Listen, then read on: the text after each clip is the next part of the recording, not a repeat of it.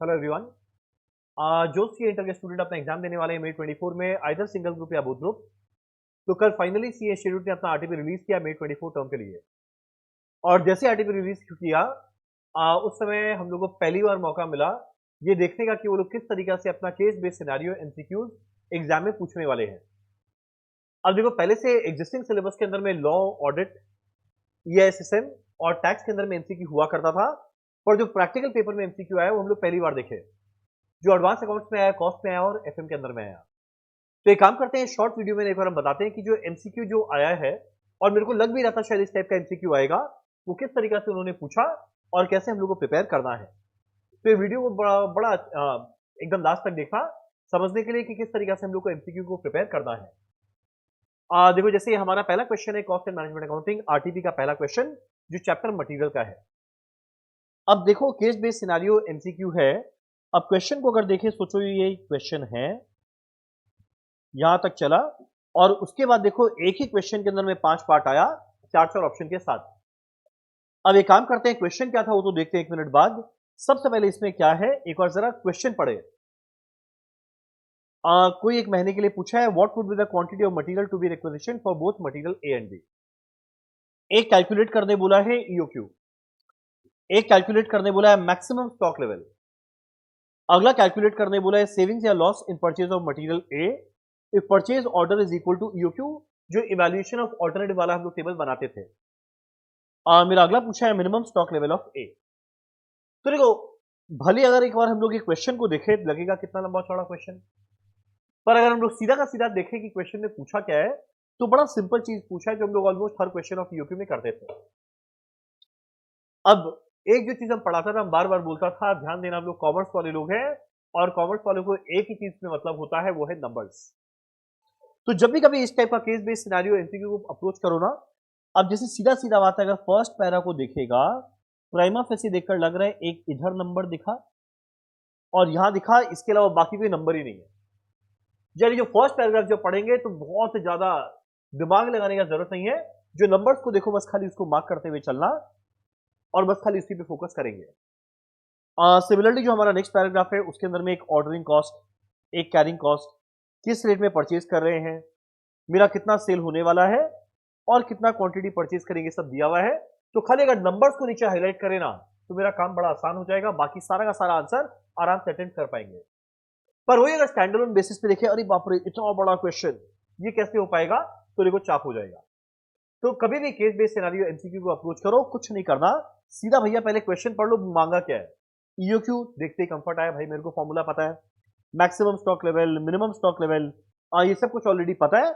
ये पढ़ने के बाद अगर एमसीक्यू के केस बेस्ड सिनेरियो को पढ़ेंगे, तो एग्जैक्ट उस डायरेक्शन के साथ सोच पाएंगे कि भाई इस पूरे पैराग्राफ में मेरे को खोजना क्या है। अब तुम लोग लेगा कि ये जो एमसीक्यू है, क्या इस टाइप का एमसीक्यू या जो भी क्वेश्चन है क्या हमारा है, कभी किया हुआ है, तो ये एकदम किया हुआ है। इनफैक्ट हम लोग अपने बुक में देखेंगे, तो जो पेज 3.17 है, उसमें जो क्वेश्चन था, ये एग्जैक्ट उसी को रेप्लिकेट किया। अब सोचो लोग किस तरह से बदमाशी किया। यहाँ पे दो मटेरियल ए बी है 5:3, अगर तुम लोग देखेगा यहाँ पे मेरा दो मटेरियल है ए और बी 5:3। अगला देखेगा मेरा यहाँ पे 50,000 की जी लगा, एक ratio input output 8:5, input output ratio 5:3 है, और देखो 50,000 की जगह 30,000 की जी लगा। अगला देखो मेरा purchase price, reorder period, carrying cost, ये सब दिया हुआ है। तुम लोग देखिएगा यहां पे भी ये सब दिया रहेगा। मेरा लीड टाइम क्या दिया हुआ है, मेरा दो मटेरियल A:B 3:2 के रेशियो में लगा हुआ है। अब इधर में भी कैरिंग कॉस्ट ये सब इंफॉर्मेशन दिया है, इधर में भी कैरिंग कॉस्ट ये सब इंफॉर्मेशन दिया हुआ है। अगला देखिएगा एक पेरिशेबल नेचर का है, 3.5 दिन में अगर यूज नहीं करे खराब हो जाएगा। इधर में भी देखेगा, यहाँ पे मेरा लिखा रहेगा कि ये पेरिशेबल नेचर का है, अगर 10 दिन में यूज नहीं हुआ तो खराब हो जाएगा। यानी एग्जैक्ट वही सेम क्वेश्चन है, जो छोटा सा था, बीच में आलतू फालतू उल जलूल 2-4 लाइन लिखकर इसको बस बड़ा करने का कोशिश किया गया। सो अगर ये क्वेश्चन अगर हमारा किया हुआ है, तो जो केस बेस्ड सिनेरियो का एमसीक्यू है, ये हमारा आराम से निपट गया। तो जैसे हमारा पहला एग्जांपल हुआ मटेरियल चैप्टर का। अब एक काम करते हैं, अगर अगला क्वेश्चन देखे, चैप्टर लेबर, ये एम्प्लॉय टर्नओवर का क्वेश्चन है, ठीक। और हमारे कॉस्ट के बुक में अगर देखे, तो कॉस्ट के बुक के अंदर में हम आपको बताते हैं, ये सेम क्वेश्चन हम लोग को दिखेगा लेबर चैप्टर के अंदर में पेज 4.14 का क्वेश्चन 26, अगर मैच करो भाई नंबर भी नहीं बदला है। ट्रेनिंग पीरियड 50,000 घंटा 60%, ट्रेनिंग पीरियड 50,000 घंटा 60%, 20% आउटपुट खराब हुआ 25 रुपया लगा, 20% आउटपुट खराब हुआ 25 रुपया लगा। यहाँ 1 लाख आर का लॉस हुआ 180 20% है, 1 लाख आर का लॉस हुआ 180 20% है। इनफैक्ट ये सारा का सारा नंबर भी सेम है। तो जो क्वेश्चन किया हुआ है एमसीक्यू के लिए मेरे को अलग से कुछ प्रिपेयर करने की जरूरत ही नहीं पड़ रहा है। ये आरटीपी देखकर समझ में आया, मेन क्वेश्चन अगर कर लिए एग्जैक्ट वही छप जाएगा। और उसके अंदर में जो हम लोग स्टेप बाय स्टेप लिखते थे उसको ये 5 पार्ट बना दिया कि भाई कितना रुपया लॉस हुआ due to contribution, cost of repairing कितना, profit, calculate profit lost by company due to increase labour turnover, ये लास्ट में आता था। अब ये कैलकुलेट करने के लिए मेरे को हर एक पार्ट कैलकुलेट करना पड़ता था, जो ऑलरेडी हमारा कैलकुलेशन करना हो जाएगा। यानी वापस से इसके लिए अलग से कुछ प्रिपेयर करने का जरूरत नहीं है। मेन चैप्टर अगर ढंग से किया हुआ है, एमसीक्यू डन। एग्जाम्पल के तौर पे देखते हैं, एक ओवरहेड चैप्टर से मेरा केस बेस्ड सिनेरियो क्वेश्चन आया हुआ है। अब ये जो ओवरहेड चैप्टर का क्वेश्चन आया हुआ है, ये भी अगर तुम लोग देखेगा सेम हमारे बुक में तुम लोग को मिलेगा इधर क्वेश्चन 17 में। देखो मेरा यहां पे exact same language, actual production overhead, actual production overhead, amount paid as per court order, previous year, worker strike, obsolete store सब लिखा हुआ है। Store code, worker strike period, previous year लिखा हुआ है। अगला production and sales data, production का 2, cell का 1 दिया हुआ है, प्रोडक्शन का 2, सेल का दिया हुआ है। और लास्ट में एक पैराग्राफ है, लास्ट में एक पैराग्राफ है। अब सेम क्वेश्चन जो वहां पे करते थे वापस ये आया है। उधर में भी देखो लो, मेरे को finally amount of under over recovery का ट्रीटमेंट करना था, इधर भी वही करना है। तो जो स्टेप बाय स्टेप लिखते थे उसको यहाँ पे 5 पार्ट बना दिया, 5 एमसीक्यू बना दिया। मेरा सबसे पहले कितना मेरा रिकवर हुआ, कितना मेरा अंडर ओवर रिकवरी है, मेरा सप्लीमेंट्री रेट क्या है, कितना मेरा डब्ल्यूआईपी में जाएगा। यानी कुछ नहीं करना, जो वहां पे क्वेश्चन के एग्जैक्ट वही सेम काम करना है। जब आंसर आ जाएगा तुम लोग देखिएगा 5 एमसीक्यू है, जो वहां पे आंसर निकाले मेन सोल्यूशन उसको टिक मार दो। यानी जो 3 क्वेश्चन आया मटेरियल लेबर ओवरहेड का, पहला बात तो हमारा सारा आरटीपी का बेस्ट पार्ट है। हम जितना क्वेश्चन देखा सारा का सारा हमारा किया हुआ है, तो इसलिए मेरे को इस बार का आरटीपी सॉल्व करवाने का जरूरत ही नहीं है। ये पूरा का पूरा सेम का सेम क्वेश्चन हमारा किया हुआ है। अब अगला एग्जांपल देखो, एग्जांपल के तौर पे एक्टिविटी बेस्ड कॉस्टिंग देखिएगा ना, ये जो टेबल है और हमारे बुक के अंदर में देखा जाए एक्टिविटी बेस्ड कॉस्टिंग का, तो एग्जैक्ट तुम लोग को सेम का सेम टेबल हु बहू पूरा का पूरा कॉपी के पेस्ट यहां पर मिल जाएगा। Unit sold list selling price actual selling price, उसके बाद 5 लाइन सेम बात। Unit sold list selling price actual selling price यहाँ पे 5 लाइन। इधर में 5 एक्टिविटी, पांचों का रेट दिया हुआ है। Order taking, customer visit, delivery, product handling, expected delivery, same. Order taking, customer visit, delivery, product handling, expected delivery. यानी वापस से कुछ नहीं करना, जो ऑलरेडी एबीसी में किए थे वही सेम काम करना है, बस खाली एमसीक्यू के फॉर्म में पूछ दिया। तो करना वही सेम क्वेश्चन है, सेम तरीका से करना है। जो आंसर आएगा वो लिखने की जगह एमसीक्यू में टिक मारना, यानी अलग से वापस से कुछ प्रिपेयर करने का जरूरत नहीं बनता। नेक्स्ट हमारा देखो ये क्वेश्चन है कॉस्ट शीट का। तो ये कॉस्ट शीट का जो क्वेश्चन है, और हम लोग देखें, देखो जब ये क्वेश्चन किए भी थे हमें बताया था एक मास्टर प्रॉब्लम है। जैसे ये वाले क्वेश्चन में दिखेगा तो इस क्वेश्चन के अंदर में 30 लाइन आइटम था। ये 30 में से इस आरटीपी के अंदर में 20 लाइन आइटम को चुन लिया गया। कोई नया नहीं मिलेगा, बस खाली कुछ हटा हुआ मिलेगा। तो अगर बाई चांस ये क्वेश्चन पूरा किया हुआ है तो ये क्वेश्चन तो और आसान हो गया कि 30 में से 10 एडजस्टमेंट हट गया। सिमिलरली कॉस्ट अकाउंटिंग सिस्टम के अंदर में ये exact same question financial accounts और कॉस्ट अकाउंट के बेसिस पे दिया हुआ है। Profit as per costing financial बनाना है और लास्ट में रिकंसिलिएशन स्टेटमेंट, जो जस्ट हम लोग लास्ट चैप्टर हम लोग खत्म किए थे। पीएल बनाएंगे फाइनेंशियल के लिए, कॉस्ट शीट बनाएंगे कॉस्टिंग के लिए, और बाद में रिकंसिलिएशन स्टेटमेंट बनाना है। इसके बाद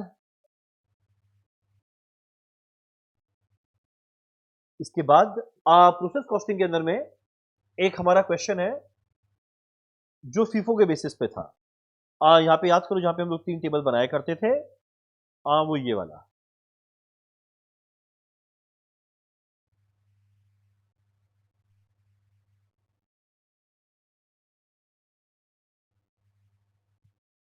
ये रहा।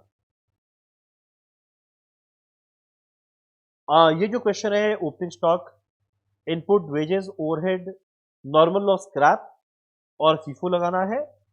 Opening stock, input, wages, overhead, closing stock, normal loss को और फीफो लगाना है। यानी वहां पे जो 3 टेबल बनाते थे एग्जैक्ट वो करना है। और बाई चांस एमसीक्यू के अंदर में आ गया तो लेट्स से हो सकता है पूछेगा बताओ इक्विवेलेंट यूनिट कितना है मटेरियल वेजेस का, 4 ऑप्शन टिक मार देना। मेरा रेट पर यूनिट कितना है वो हम लोग ऑलरेडी टेबल 2 में निकालते थे, टिक मार देना। तीसरे बोलेगा कैलकुलेट करो वैल्यू ऑफ एफजीडब्ल्यूएपी, तो एमसीक्यू पूछेगा, टिक मार देना। यानी अलग से कुछ प्रिपेयर करने का जरूरत ही नहीं है, अगर मेन क्वेश्चन किया हुआ है हमारा काम हो गया। अब उसके बाद जैसे हमारा जो अगला क्वेश्चन है प्रोसेस कॉस्टिंग के बाद सर्विस कॉस्टिंग का। अब अगर सर्विस कॉस्टिंग को देखे तो देखेगा सर्विस कॉस्टिंग के अंदर में ये एग्जैक्ट सेम क्वेश्चन तुम लोग को हम लोग किए थे। एक बड़ा अच्छा क्वेश्चन था ये वाला, सीएनजी कार और ईवी कार का एग्जैक्ट हूबहू word to word same number के साथ यहां पे है सीएनजी कार ईवी कार का। तो वापस से ये वाला क्वेश्चन करने का जरूरत नहीं है, बुक अच्छे से किया हुआ है, मेरा काम हो गया। इसके बाद जो हमारा स्टैंडर्ड कॉस्टिंग है, एक एसएमई डेटोनेटर का क्वेश्चन हम लोग किए थे स्टैंडर्ड कॉस्टिंग के अंदर में, जो यहां पर मिलेगा इस क्वेश्चन में। देखना SME detonator exact 40 20 2.4 2 1.92 exact same पूरा का पूरा सेम नंबर्स के साथ वो मिलेगा। अब यहां पे वापस से क्वेश्चन एग्जैक्ट सेम, अगर बाई चांस इसको एमसीक्यू में डाले क्या करेगा, पहला part calculate material cost variance 4 option, calculate material usage variance 4 option, material rate variance 4 option, yield और मिक्स। तो भाई क्वेश्चन तो वही सेम है, बस खाली वो मेरा एमसीक्यू के फॉर्म में कन्वर्ट कर सकता है। इसके बाद जो हमारा अगला क्वेश्चन है मार्जिनल कॉस्टिंग, ये तो मेरा वैसे ही बड़ा फेवरेट क्वेश्चन है जो बड़ा इंपॉर्टेंट बता के रखता है, जो हम लोग को मिलेगा एग्जैक्ट इधर। देखना मेरा 5 element of cost variable fixed, मेरा 5 element of cost variable fixed, 4 part है break even profit margin safety profit, break even profit margin profit. जो मेरा आखिरी क्वेश्चन है बजट का, वो भी एग्जैक्ट सेम क्वेश्चन तुम लोगों को देखा दिखाया मिलेगा। एक बड़ा अच्छा क्वेश्चन था नवरत्न का, सॉरी महारत्न का। देखना exact same question same number के साथ, महारत्न 12% रोड 4,20,000 23,000 रुपया पर टन, 12% 4,20,000 23,000 रुपया पर एग्जैक्ट। बस इतना ही था हमारा कॉस्ट आरटीपी। तो देखो कॉस्ट आरटीपी हम लोग पूरा का पूरा देखे तो बेस्ट पार्ट क्या है, इसके लिए तुम लोग को पहला बात जो एमसीक्यू को लेके चाप था वो चाप खत्म। क्योंकि हम लोग जो टेस्ट लेते थे उसके अंदर में हम 10 एमसीक्यू बनाता था, हर क्वेश्चन का अच्छा अच्छा पार्ट लेता था, वैसा नहीं है एग्जाम में। एग्जाम के अंदर में एक क्वेश्चन पूरा का पूरा छप जाएगा, जो हम लोग 4-5 स्टेप में काम करते हैं बस वो 4-5 एमसीक्यू बनकर आ जाएगा। तो अगर तुम लोग का ये वाला बुक एकदम बढ़िया से प्रिपेयर किया हुआ है, जो हम लोग का बुक था, हर एक क्वेश्चन देखो ऐसा है ना कि रिटन प्रैक्टिस करना पड़ेगा, और 2 बार पूरा का पूरा किया हुआ है, तो ये आरटीपी को देखकर समझ में आ गया, तुम लोग को बिल्कुल भी चाप लेने का जरूरत नहीं है। पर 2 बार प्रैक्टिस होना जरूरी है, क्योंकि जो क्वेश्चंस आरटीपी में पूछा गया वो अच्छा है, ऑल्दो सब हमारा किया हुआ मिलेगा सारा का सारा। अब ये हम लोग बात किए कॉस्ट का, अब एक काम करते हैं जरा बात करते हैं एफएम का। अब एफएम के अंदर में जो केस बेस्ड सिनेरियो क्वेश्चन आया वो एक अच्छा क्वेश्चन था, क्योंकि इसके अंदर में वैसे तो देखो जैसा तुम लोग को केस बेस्ड सिनेरियो का पहला सबसे इंपॉर्टेंट बात है कि भाई इसके अंदर में उल जलूल बहुत कुछ लिखा रहेगा, पर हम लोग कॉमर्स वाले लोग हैं खाली फोकस्ड में पढ़ना तब वो सही रहेगा। अब जैसे फर्स्ट पैराग्राफ को देखो तो भैया फर्स्ट पैरा में हमको कहीं नंबर नजर नहीं आया, बस एक ये 5 करोड़ के अलावा, तो ये पैरा काम का ही नहीं है, पढ़ेंगे जरूर पर कोई काम का नहीं है। अब इसके बाद मेरा यूनिट दिया हुआ है, सेलिंग प्राइस पर यूनिट दिया है, सेल वैल्यू मिल गया, मेरा रॉ मटेरियल कॉस्ट पता है, लेबर कॉस्ट पता है, कैश मैन्युफैक्चरिंग ओवरहेड पता है, मशीन आर पता है, और देखो इतना लंबा चौड़ा ज्ञान बांटा। पर अगर ढंग से पढ़े शांति से, क्या लिखा हुआ है, कस्टमर का 3 महीने का क्रेडिट पीरियड, डेटर का पीरियड दिया है, मेरा रॉ मटेरियल स्टॉक रहेगा 15% ऑफ कंजम्पशन, क्रेडिटर को देना है उसका पीरियड 1 महीना, एफजी स्टॉक का है 2 महीना, बाकी सारा आउटस्टैंडिंग एक्सपेंस है 1 मंथ, कैश एंड बैंक दिया हुआ है। यानी वर्किंग कैपिटल मैनेजमेंट का क्वेश्चन आया, यहां तक नॉर्मल है, एकदम इजी। अब उसके बाद ये लोग क्या किया, इस वर्किंग कैपिटल मैनेजमेंट के साथ में मैनेजमेंट और रिसीवर्स के फैक्टरिंग को जोड़ दिया। तो ये वाला जो क्वेश्चन है ये हम लोग जरूर डिस्कस करेंगे। खाली अगर यहां तक क्वेश्चन रहता तो बड़ा इजी था, या खाली ये क्वेश्चन रहता ये भी बड़ा इजी था, पर दोनों को जोड़ा गया। तो एनीवेज अगर हम लोग का दोनों चैप्टर का रिवीजन हो जाए उसके अंदर ये क्वेश्चन करने बैठे तो उतना चाप नहीं है, पर एक और रिवीजन होना जरूरी है कि स्टेज बेस्ड सिनेरियो में दोनों को ऐड किया गया है। अब एक बार ये वाला क्वेश्चन हो जाए, अब देखो आगे डेटर्स कैलकुलेट करना है कॉस्ट पे, कैश कॉस्ट। मेरा नेट वर्किंग कैपिटल क्या निकालना है, तो याद करो पूरा टेबल बनता था नेट वर्किंग कैपिटल का, सीए माइनस सीएल। तो काम पूरा ही करना है वर्किंग कैपिटल का, पर लास्ट में नेट वर्किंग कैपिटल पढ़ के सीधा टिक मारना है। अब अगला ये फैक्टरिंग के अंदर में हम लोग परसेंटेज निकालते थे, तो वो यहां पे कैलकुलेट करना है, और एक एमपीबीएफ था टंडन कमेटी का, तो वो करना है। यानी कुछ भी नया हम लोग को अलग से एमसीक्यू के लिए प्रिपेयर नहीं करना, ऑलरेडी जो क्वेश्चन आता है वो आएगा, बस केस बेस्ड सिनेरियो के अंदर में पहला एक दो पैराग्राफ में जम के ढप मारेगा, बस उसको अवॉइड करना है। अब आगे मेरा अगला है एक क्वेश्चन रेशियो एनालिसिस का। अब ये रेशियो एनालिसिस के अंदर में कुछ झमेला नहीं है, कोई अलग से तुम लोग को टेंशन नहीं लेना, वो सीधा का सीधा तुम लोग देखेगा तो हम लोग भी क्वेश्चन किए थे एग्जैक्ट वैसा ही क्वेश्चन मिल जाएगा। मेरा जीपी रेशियो दिया है, net profit, PBIT to PBT, tax zero, operating expense excluding interest, तुम लोग देखेगा exact same language, long term low interest, operating expense excluding interest, GP ratio पूरा से। अब ये भी अगर चाहे तो एमसीक्यू में डाल सकता था, उसके अंदर में 5 पार्ट पूछ देगा, calculate the value of debtor, calculate value of fixed asset, calculate total of balance sheet total, यानी करना एग्जैक्ट वही सेम काम है। अब वो चाहे तो एग्जैक्ट सेम क्वेश्चन को एमसीक्यू में डाल सकता है। इसके बाद जो मेरा अगला है कॉस्ट ऑफ कैपिटल, ये एक बड़ा अच्छा क्वेश्चन है जो हम करवाने के टाइम भी बोला था, बड़ा इंपॉर्टेंट है, 4-5 टिक लगा के रखना। वो ये वाला क्वेश्चन है, क्वेश्चन 27। देखना exact same pattern, debenture preference equity, debenture preference equity. यहाँ पे ईपीएस दिया हुआ रहेगा 10 साल का, देखो यहाँ पे ईपीएस दिया हुआ रहेगा 10 साल का। यहाँ पे भी 4 पार्ट पूछा गया है, इधर भी देखो 4 पार्ट पूछा गया है। अब ये तो ऐसे डिस्क्रिप्टिव में आया, पर अगर चाहे तो ये एमसीक्यू में डाल सकता था, 4 पार्ट बोलेगा 4 ऑप्शन के साथ और बन गया एमसीक्यू का क्वेश्चन। मेरा अगला है कैपिटल स्ट्रक्चर।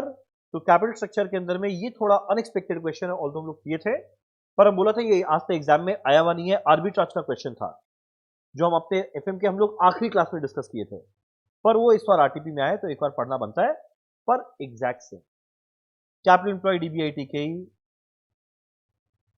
लेवर्ड और अनलेवर्ड, बस वैल्यू चेंज किया, 1 लाख 1 लाख 0 2 लाख की जगह 1.5 लाख 1.5 लाख 0 3 लाख, बाकी पूरा से। मेरा अगला क्वेश्चन है लेवरेज का, जो एक बड़ा इजी क्वेश्चन है। ये जो चैप्टर भी वैसे बड़ा इजी है, अगर बाई चांस हमारा ऐसा क्वेश्चन देखा रहे, variable cost, fix cost, interest, financial leverage, doll, income tax rate, fail, exact वैसा ही क्वेश्चन है मिसिंग फिगर का।